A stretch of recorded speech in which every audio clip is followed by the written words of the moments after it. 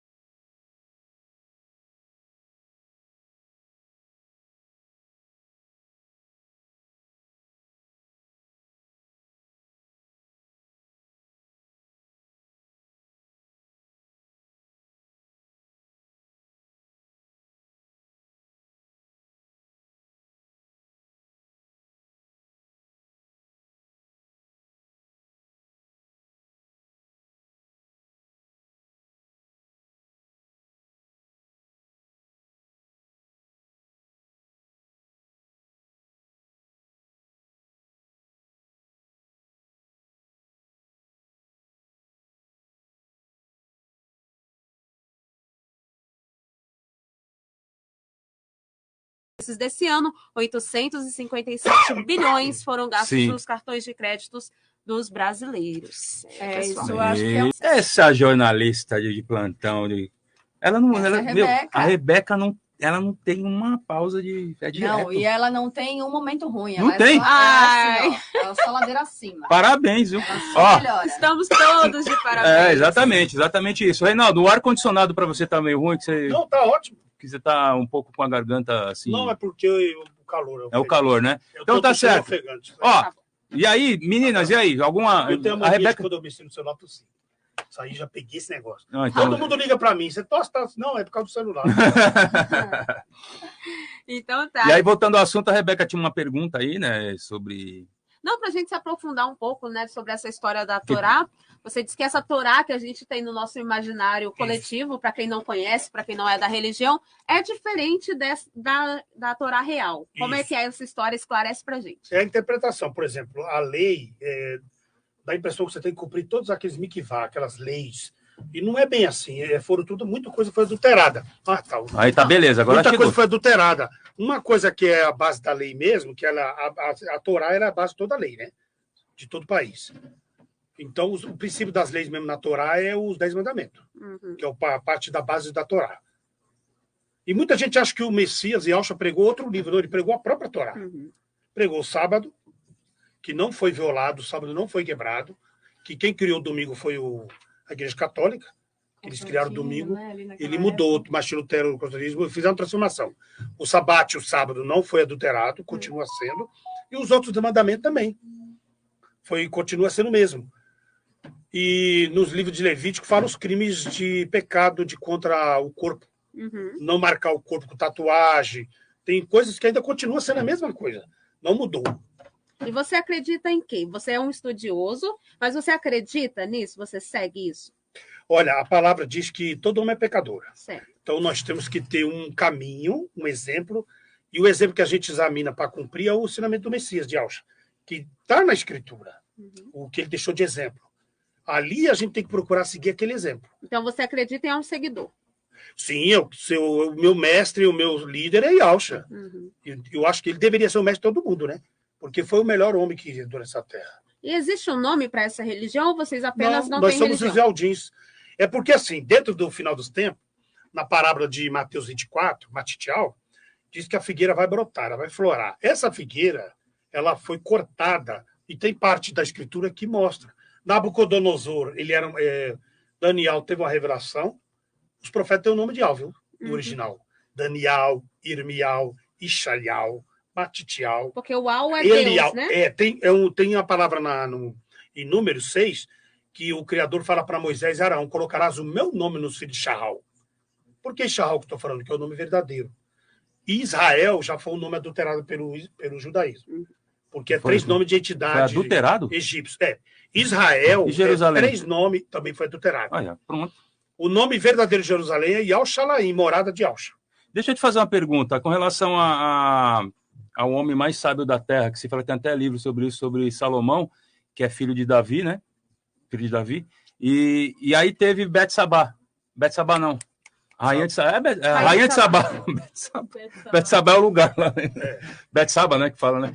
A Rainha de Sabá, que ela veio da Etiópia, né? A africana. E não só ela, como o Cantar de Salomão, né? Que relata, né? O Cantares, né? E aí, como é que foi essa junção aí? Porque falaram que a arca se encontra na Etiópia, né? Por Isso. conta dela, né? Isso, porque os etíopes, quando o Felipe prega, na passagem que ele emerge o etíope, ele leva esse evangelho para lá. Na verdade, a Torá é os etíopes, os africanos, o Egito já tinha essa Torá também. Porque é os povos mais antigos, os assírios. Na verdade, o Criador ele não fez exceção de pessoas. Israel veio depois da linhagem de Abraão. Mas já existia uma crença antes. Os maias, os astecos, os incas, tudo é Aldim. Eles foram disseminando e foram se adulterando. Mas, na verdade... Tenho uma dúvida. Muito, tava assim, ó, me corroendo. Manda. Desde o começo desse papo, na verdade, desde os bastidores ali na sala, você ficou meio quietinha, você tinha comentado que a Bíblia foi adulterada. A gente está nesse assunto o tempo todo, né? Olha, pô. Eu gosto de polêmica. Mas, ao mesmo tempo, você é estudioso da Bíblia, de outros livros que Não, são mas a relacionados. Bíblia... Aqui, Só terminar minha sim. pergunta rapidinho. Como penetrar... Aliás, penetrar não. De acesso. Gente, Selecionar. peneirar, exatamente. A verdade. O que é verdade e o que não é. Porque mas tem ela prova. tem várias alterações, então é isso, né? Isso. As diversas teorias são ali Fontes. separadas em vários lugares diferentes, com teóricos diferentes. Aí vai entrar o que nós diferentes. estamos conversando sobre o fim dos tempos. Porque tudo foi ocultado pela religião, a falsa religião, o catolicismo romano. Eles ocultaram, está quase o que 1.500 anos, ocultando as verdades. Só que a profecia diz que o nome do Messias foi ocultado em Jeremias, capítulo 5, quando fala, derrubamos a árvore, que é o rei simboliza o nome do Criador Ial, e destruímos seu fruto, para que não haja mais menção do seu nome na terra. Então isso se cumpriu. O judaísmo, ele vendeu o nome Yal, como fez com José, os irmãos fizeram isso com José, venderam ele como escravo no Egito, então eles fizeram essa profecia cumprir. Adulteraram o nome, apagaram o nome. Aí, quando eles apagam esse nome veio para os gentios, que são os filhos de Shaul que espalhou pelo mundo. Então, a profecia ela vai reviver aonde? Em Matitiel 24, no verso 32. Explica o que é Matitiel, porque assim, Matitiel é Mateus, né? Matitiel, Mateus. Porque ela ressurge no fim dos tempos como um sinal. Qual é o sinal? Essa árvore foi cortada, esse nome foi apagado, o Império Romano, a Igreja Católica apaga esse nome, coloca um nome falso, que se expande no mundo, os falsos profetas. E Isaías fala assim, no verso 19, 18. Então, o meu povo nos últimos tempos saberá o meu nome. Então, tem 2 profecias para se cumprir. Aí, quando chega em Matitiel 24, que fala a figueira vai brotar novamente. A figueira simboliza Israel, Shahal, que na verdade é o remanescente. É um povo de origem que se espalhou. Você olha na cara da pessoa, você não sabe se ele é remanescente. O Criador sabe. Mas tem um sinal, eles iriam crer nessa verdade. E aí tem as pedras, os achados, a arqueologia, com a tecnologia que a gente tem hoje acesso, que a pessoa envia para você lá do outro lado do mundo, te envia a informação, você vê, você comprova. Antes a gente tinha que ler em livros, biblioteca, né? Uhum. Então hoje as coisas estão muito mais rápidas de acesso. Tudo permissão do Criador. Esse acesso para se cumprir o novo ressurgimento do nome através da figueira. Quando a figueira brotar e ela produzir frutos, saber que está próximo o verão. O verão é Yahshua voltando na segunda vinda, que a primeira ele veio como homem. Sim. Ele veio como homem, nasceu como homem, morreu como homem, agora ele vai vir como ser celestial, sobre as nuvens. Então essa profecia vai se cumprir, mas aí, para se cumprir, o evangelho que foi cortado pelo Império Romano, que os falsos profetas dominam o mundo, ele vai ter que ressurgir, porque está escrito, quando esse evangelho do reino for pregado em todo o mundo, e hoje com a tecnologia que temos, ele consegue alcançar o mundo inteiro, virá o fim. Então, ela vai vir no final da última geração do Daniel, nos 7 anos finais. Resumindo, a forma de separar o que é verdadeiro de falso é através pesquisando. da análise do final dos tempos. Não, você Das pesquisa profecias. informações, porque assim, não é por força nossa, inteligência nossa.